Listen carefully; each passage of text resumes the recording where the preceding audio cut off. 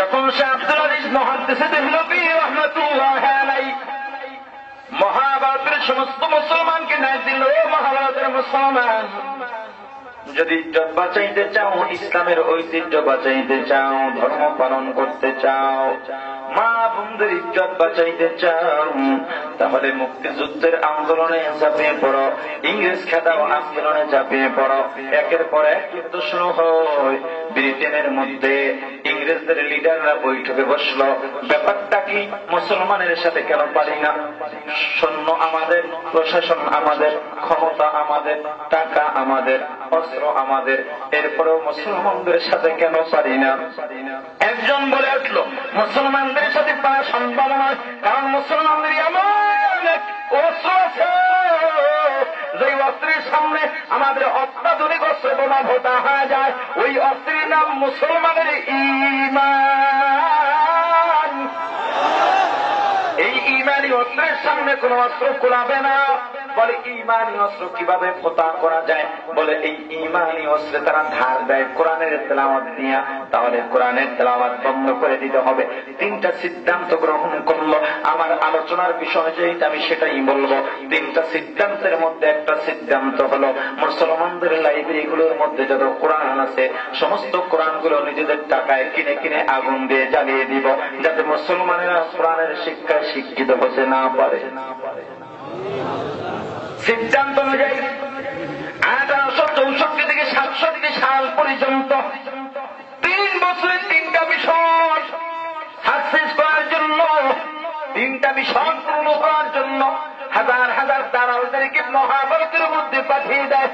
এর মধ্যে এক গ্রুপ ছিল যারা মহাভারতের সমস্ত মুসলমানদের লাইব্রেরিগুলো থেকে কোরআন কিনে কিনে আগুন দিয়ে জ্বালায় শেষ করে দিবে। 1-1.5 বা 2 বছর হয়ে গেছে, কোরআনগুলো আগুন দিয়ে জ্বালায় দিতেছে। এক কোরআন পড়নেওয়ালা খ্রিস্টান ইংরেজ দালালের সাথে মুসলমান বন্ধুর দেখা হয়।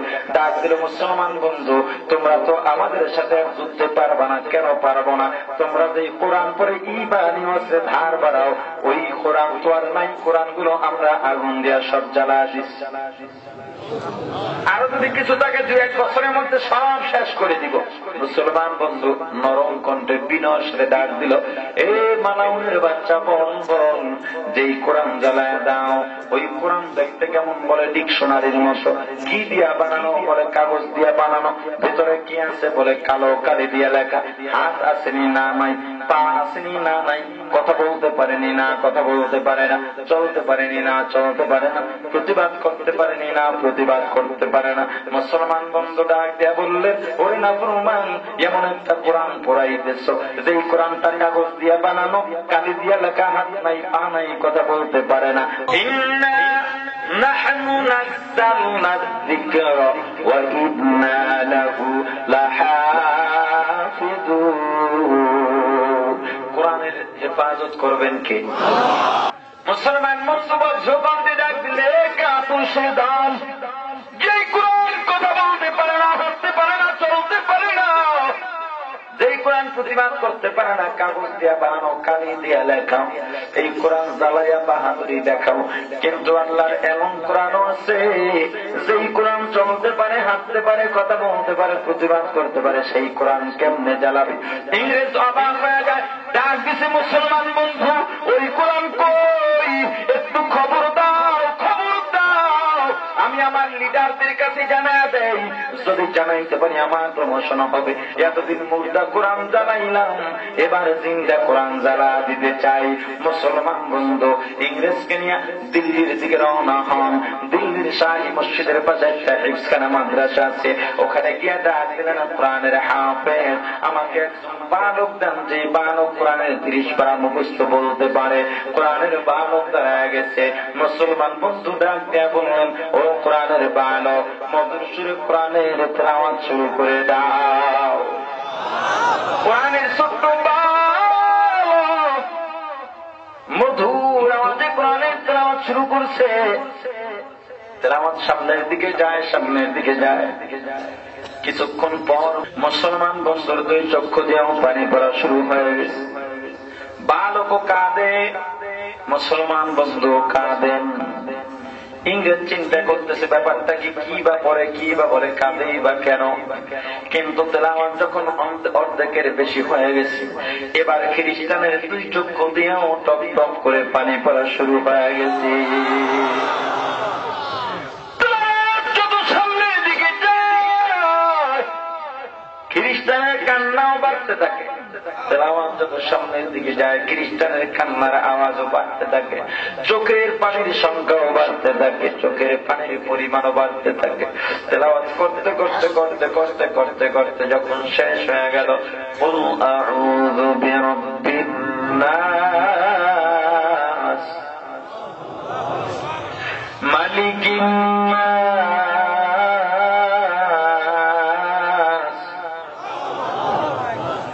ইলাহিন নাস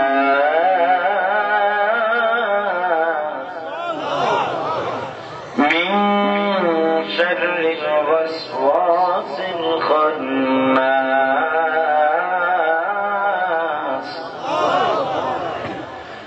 আল্লাযী ইউওয়াসওয়িসু ফী সুদূরিন নাস মিনাল জিন্নাতি ওয়ান নাস। সাদাকাল্লাহুল আলিয়্যুল আযীম। কোরআনের বালক তেলাওয়াত বন্ধ করে দিল। খ্রিস্টান একটা লাম পড়িয়া বালকের দুইটা পা জড়ায় ধরছে। বাবার তেলাওয়াত বন্ধ করিস না, বন্ধ করিস না। ও কোরআনের বুলবুলি, কোরআনের তেলাওয়াত বন্ধ করিস না, তেলাওয়াত করতে থাক। তেলাওয়াতের মধ্যে এত মজা জানতাম না। ও মুসলমান বন্ধু, তুমি যদি আমার মাতৃভূমির মধ্যে ব্রিটেনে যাও, সেখানে গিয়া আমার মায়ের দেশের লোকদেরকে বলবা তোমাদের সন্তানকে মহাভারতের মধ্যে পাঠিয়েছিলেন মুসলমানদের কোরআন আগুন দেয়া জ্বালা দিতে, কিন্তু সেই কোরআন উল্টা তোমার সন্তানের অন্তরের কুপুরিকে জ্বালায়া পোড়াইয়া হেদায়েতের নূর, ঈমানের নূর ঢুকায় দিছি। ও মুসলমান ইমানদার, কোরআন এমন এক গ্রন্থ,